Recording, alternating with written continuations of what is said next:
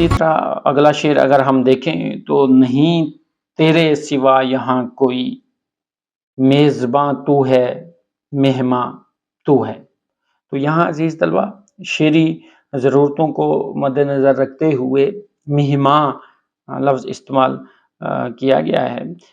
دیکھیں کہ میم کے بعد یہ لگائی گئی ہے، یہ شعری تقاضوں کو پورا کرنے کے لیے لگائی گئی ہے۔ اس کا مطلب وہی جو مہمان کا ہوتا ہے وہی ہے۔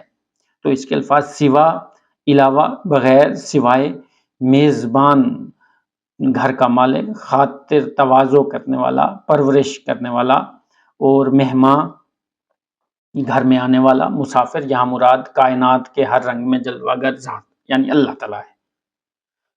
کوئی کلمہ تنکیر مراد اللہ کے سوا کسی دوسری ہستی کا وجود نہ ہونا۔ تو اس کے اگر بنیادی نکات دیکھے جائیں تو نفی و اثبات ہے، میزبان ہے، مہمان ہے، اور وحدت در کثرت یعنی کائنات کے تمام کرداروں اور مظاہر کے پیچھے صرف ایک ہی ذات کا ہونا۔ اس کا مفہوم اگر دیکھا جائے تو اے اللہ اس کائنات کی بساط پر تیرے سوا کوئی دوسرا موجود نہیں ہے، اس محفل دنیا کو سجانے والا بھی تو ہے، اور اس محفل میں ہر رنگ اور ہر وجود کے روپ میں جلوہ گر بھی تیری ہی ذات ہے۔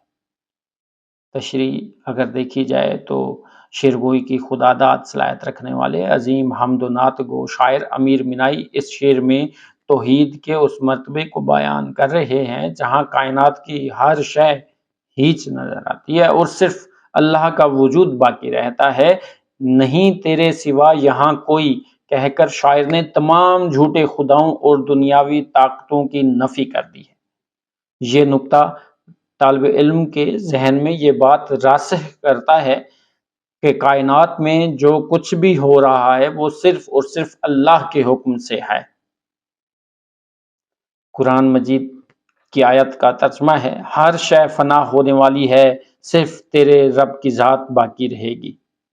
دوسرے مصرے میں شاعر نے ایک عجیب و غریب اور لطیف بات کہی ہے۔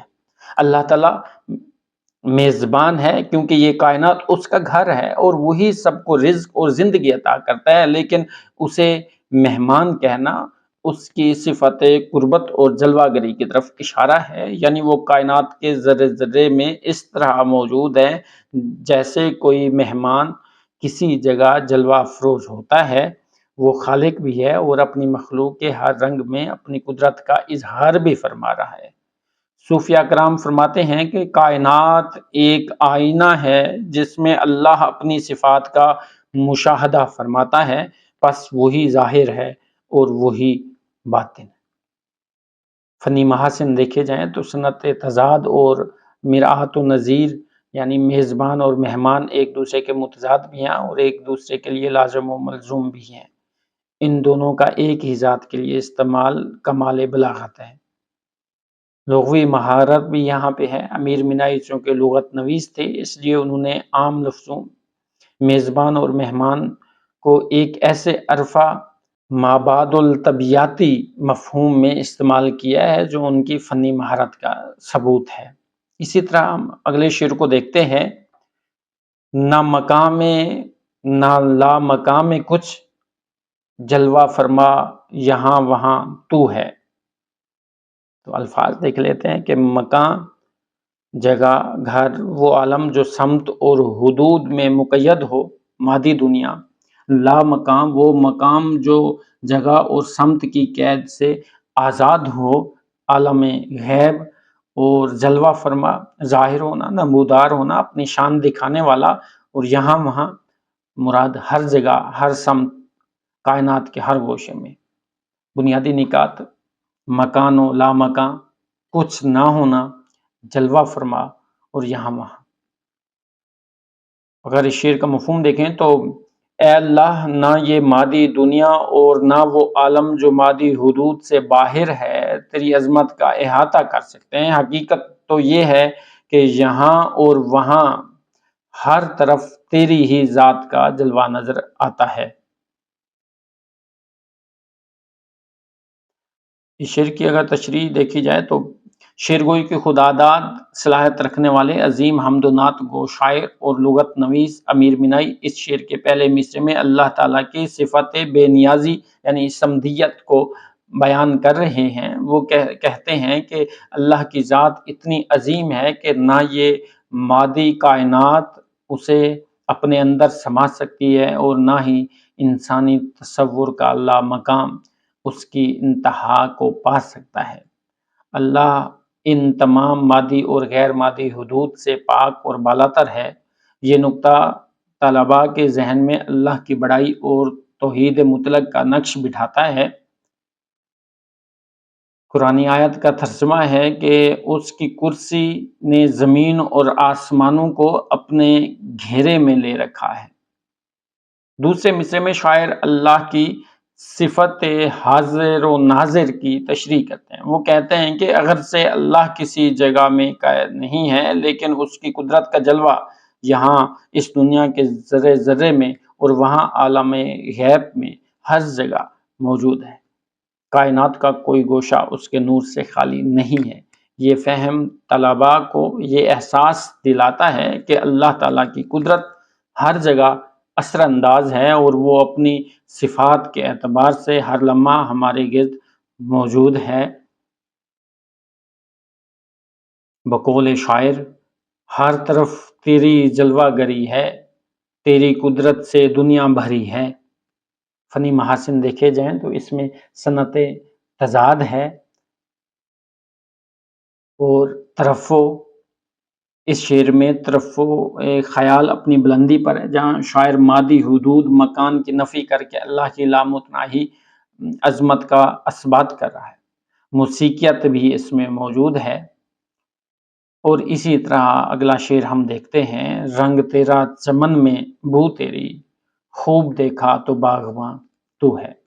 رنگ، روپ، رنگت، چمک دمک اور چمن، باغ، گلستان، استعارتاً یہ کائنات کہا گیا ہے، اور بو خوشبو، مہک، نکہت اور خوب اچھی طرح گہرائی سے غور و فکر کے ساتھ باغباں، باغ کا نگران، مالی مراد کائنات کا خالق اور مالک یعنی اللہ تعالیٰ۔ اس میں بنیادی نکات رنگ و بو، چمن، خوب دیکھنا، باغباں۔ مفہوم ہے کہ اللہ اس کائنات کے گلستان میں پھولوں کے رنگ ہوں یا ان کی خوشبو، یہ سب تیری ہی صفات کا اظہار ہے۔ جب میں نے گہری نظر اور بصیرت سے اس کائنات کا مطالعہ کیا تو مجھ پر یہ حقیقت عیاں ہو گئی کہ اس پورے گلشن کا حقیقی نگران اور مالی تو ہی ہے۔ شیرگوئی کی خداداد صلاحیت رکھنے والے عظیم حمد و نعت گو شاعر امیر مینائی اس شعر میں کائنات کو ایک خوبصورت چمن سے تشبیہ دے رہے ہیں۔ وہ کہتے ہیں کہ کائنات میں پھیلا ہوا حسن، رنگینی اور خوشبو دراصل اللہ تعالیٰ کے وجود کی گواہی دے رہے ہیں۔ پھولوں کی رنگت ہو یا ان کی مہک، یہ سب اللہ کی کاریگری کے نمونے ہیں۔ ایک طالب علم کے لیے اس میں یہ سبق ہے کہ وہ کائنات کے حسن کو دیکھ کر صرف مادی چیزوں تک محدود نہ رہے، بلکہ ان کے پیچھے چھپی ہوئی اللہ کی صفت جمال کو پہچانے۔ دوسرے مصرے میں شاعر خوب دیکھا کی شرط عائد کرتے ہیں۔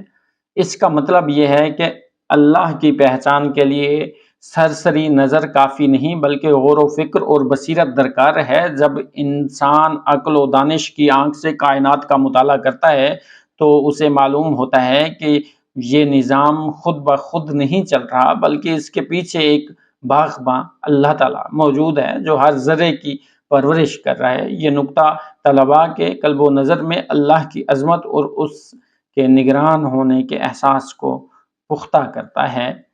فنی محاسن میں استعارہ ہے۔ شاعر نے کائنات کے لیے چمن اور اللہ کے لیے باغباں کا نہایت موزوں اور لطیف استعارہ استعمال کیا ہے، جو کلام میں تلازمہ اور فکری ہم آہنگی پیدا کر رہا ہے۔ اور صنعت میرات و نظیر بھی ہے۔ چمن، رنگ، بو اور باغباں کے الفاظ ایک ہی شعر میں اجتماع صنعت میرات و نظیر کی بہترین مثال ہیں، جو شعر کے حسن کو دوبالا کر رہے ہیں۔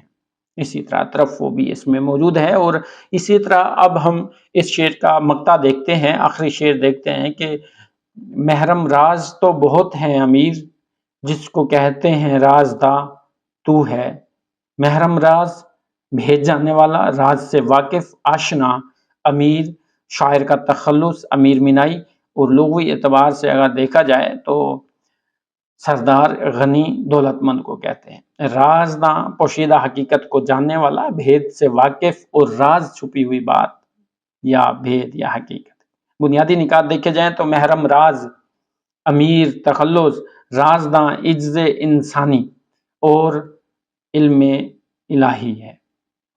مفہوم دیکھتے ہیں کہ اے امیر، اس دنیا میں اللہ کی قدرت کے رازوں سے واقفیت کا دعویٰ کرنے والے تو بہت سے لوگ مل جائیں گے، لیکن حقیقت یہ ہے کہ کائنات کے چھپے ہوئے بھیدوں اور اصل رازوں سے واقفیت رکھنے والی ذات صرف اللہ کی ہے، وہی اصل رازداں ہے۔